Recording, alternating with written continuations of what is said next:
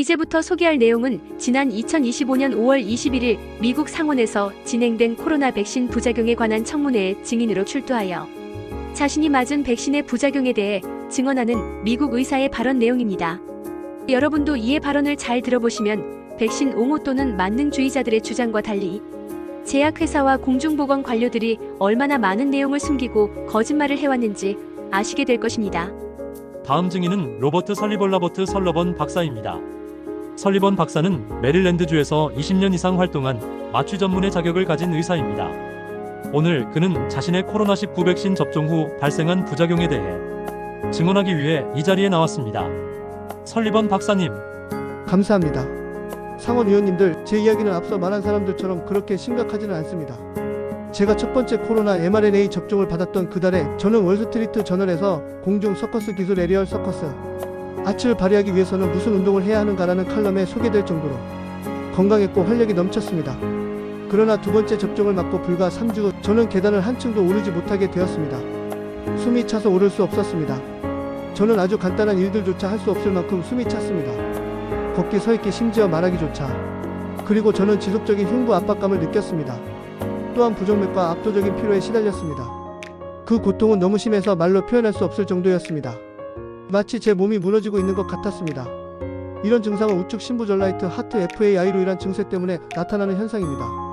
그래서 저는 왜 이런 일이 내게 생겼을까 스스로 자문해 보았습니다. 이게 진짜일까 아니면 내 머릿속 문제일까? 그러다 심장 초음파 검사를 통해 손상을 확인받았습니다. 그래서 이것이 상상이 아니라는 사실을 받아들이면서도 한편으로는 동시에 충격을 받았습니다. 그리고 그때 저는 깨달았습니다. 아, 내가 아마 이렇게 죽게 되겠구나 라는 생각을 하게 되었습니다. 그때 내가 받은 진단명은 폐동맥 고혈압과 그로 인한 우측 심부전증이었습니다. 내 폐 속 혈관이 손상되고 좁아져서 혈류가 제한되고 심장, 특히 우측 심장에 과부하가 걸렸던 것입니다. 이것은 일반적인 고혈압과는 다릅니다. 폐동맥 고혈압은 대개 진행성이며 치료를 해도 치명적입니다. 특별한 치료 방법은 없습니다. 그것은 사형 선고와 같습니다. 그래서 저는 제 사례를 백신 이상 반응 신고 시스템 VAERS에 보고했습니다. 제가 아는 대부분의 의사들은 그런 시스템이 있는지조차 모르고 있습니다. 그리고 그런 곳에 반드시 보고해야 한다는 의무 요건이 있다는 사실을 알고 있는 의사들은 더욱더 없습니다. 저는 의대에서 백신 이상 반응 신고 시스템인 VAERS에 대해 배운 적이 없습니다.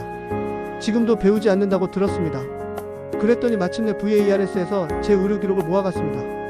그 후 저는 미국 식약청 FDA나 질병통제센터 CDC에서 연락이 올 줄 알았습니다.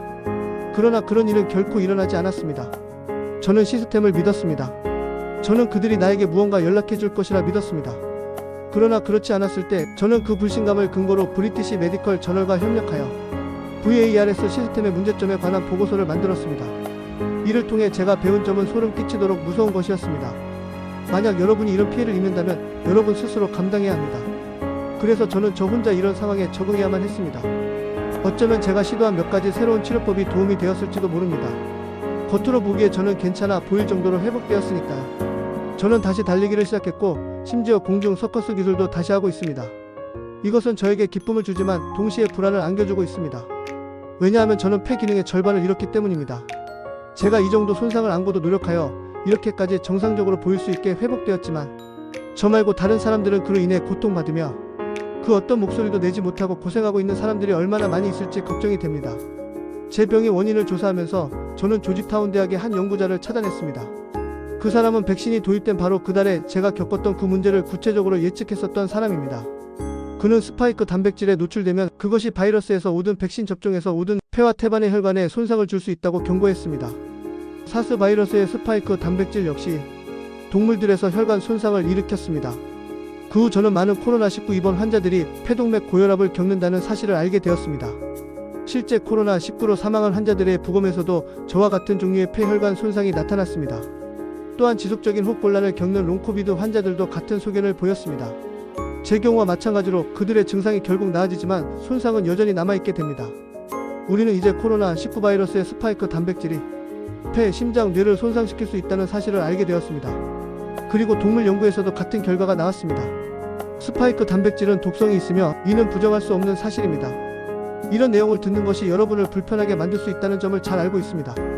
한 연구에서는 mRNA 부스터를 맞은 운동선수들이 단 일주일 만에 5에서 10년 늙은 것과 같은 수준으로 유산소 능력이 감소하였음을 밝히고 있습니다. 왜 이런 일이 일어날까요? 저는 현재 저와 같은 사람들이 일상적인 일조차 힘들어하는 것을 보고 있습니다. 많은 사람들이 설명할 수 없는 호흡곤란으로 제한을 받고 있습니다. 혹시 이것이 저에게 일어난 것과 같은 혈관 손상의 스펙트럼일 수 있지 않을까요? 이것은 시급히 답해져야 할 질문들입니다. 이것은 결코 정상적인 노화가 아닙니다. 또한 이것은 단순한 체력 저하도 아닙니다. 우리가 이것을 체계적으로 연구하지 않는 한 코로나19 자체로 혹은 코로나 바이러스의 스파이크 단백질로 인해 얼마나 많은 사람들이 손상을 입었는지 알 길이 없습니다. 우리의 현행 의료 시스템은 본래의 기본 원칙, 즉 해를 끼치지 말라는 원칙을 존중해야 합니다. 만약 어떤 행위로 인해 위해가 발생했을 때에는 그것을 인정하고 고통을 인정하며 그것을 완화하기 위해 노력하는 것이 올바른 태도입니다. 그리고 더 안전한 치료법을 발전시키는 과정에서 정부는 책임성과 투명성, 그리고 공공의 신뢰를 회복하는 안전망 역할을 해야 합니다. 그리고 무엇보다도 모든 의료적 결정을 시행하기 전에는 환자나 보호자로부터 진정한 충분한 사전, 동의 인폼드 컨센트를 얻는 것에 기반해야 합니다. 환자들은 명확하고 정직한 정보를 받을 권리가 있고 그것을 요구합니다. 그리고 나서 환자들은 자신에게 무엇이 옳은지 결정할 자유가 있습니다. 이것이 그들의 권리입니다. 강제적인 의료는 의료가 아닙니다. 인정하는 것이 중요합니다. 제대로 보여주고 알려주며 믿게 만드는 것이 치유의 첫걸음이며 어쩌면 가장 중요한 단계일지도 모릅니다. 피해를 입은 다른 분들께 말씀드립니다. 저는 당신들을 보고 있습니다. 비록 우리들이 입은 손상의 정도는 다르지만 저는 당신들을 이해합니다. 당신들을 지켜야 할 시스템이 오히려 당신들을 저버릴 때 당신들이 느끼는 그 고통과 고립감을 저는 충분히 알고 있습니다. 존슨 상원의원님과 본 청문위원회 여러분, 우리가 치유를 시작할 수 있는 이런 기회를 주셔서 감사합니다. 자, 어떠셨습니까? 코로나 팬데믹 당시 사회적 거리두기와 더불어 강제적인 백신 접종을 강요받았던 기억이 생생하게 떠오르지 않습니까? 이 당시 양생의사들은 코로나19라는 새로운 감염병도 역시 다른 감염병과 같은 코스를 거쳐 우리 사회 내에 감기처럼 정착될 것이라 예상했습니다. 그러므로 양생 실천을 통해 몸속 체내 환경을 깨끗하게 만들고 본래부터 지닌 자연 면역력을 증가시켜 놓는 조치들을 취하면서 이 바이러스의 침입에 대비하는 것이 가장 현명한 방법이라고 주장하였습니다. 그러나 보건당국자와 주류의학의 감염병 전문가들은 백신을 접종하고 사회적 거리두기를 실천하라고만 강조하였습니다. 건강 유지에 있어 가장 중요한 양생과 위생의 개인적 책임 부분을 완전 간과하였던 것이지요. 그래서 자신들의 말만 따르면 공포의 바이러스 감염으로부터 안전하게 생명을 구할 수 있다는 영웅적 심리가 발동하여 이를 발판으로 많은 사람들 위해 군림하려 들었습니다. 그 대표적인 결과물이 바로 졸속으로 제작된 mRNA 백신의 신속한 배포와 접종이었습니다. 물론 이 과정에서 많은 이익과 명성을 얻은 사람들도 나왔지만 이제와 생각해보니 그것은 한낱 사기꾼의 행태와 다를 바가 없었다는 점이 분명해졌습니다.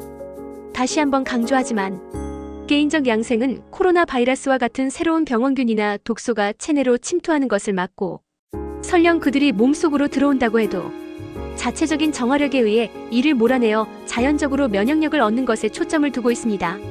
이런 점에서 백신으로 병을 예방하겠다는 주류의학의 생각과는 근본적으로 다른 관점을 지니고 있습니다. 물론 평소 양생을 실천할 수 없는 처지에 있는 측은한 사람들에게는 백신이 그나마 효과적인 차선책이 되겠지만 여러분같이 평소 양생을 통해 몸속 환경을 깨끗하게 유지하고 있는 사람들이라면 인공으로 만들어 검증도 채 되지 않는 백신을 맞는 것보다는 차라리 그 병에 걸려서 자연스레 회복하는 것이 훨씬 안전하고 건강한 대처법이라 할 수 있습니다. 건강한 양생이는 신종 바이러스가 몸 안으로 들어온다 해도 몇 일 만에 이를 물리칠 능력이 있습니다. 왜냐하면 건강한 양생인들은 선천적 내재 면역력이 매우 강하기 때문입니다.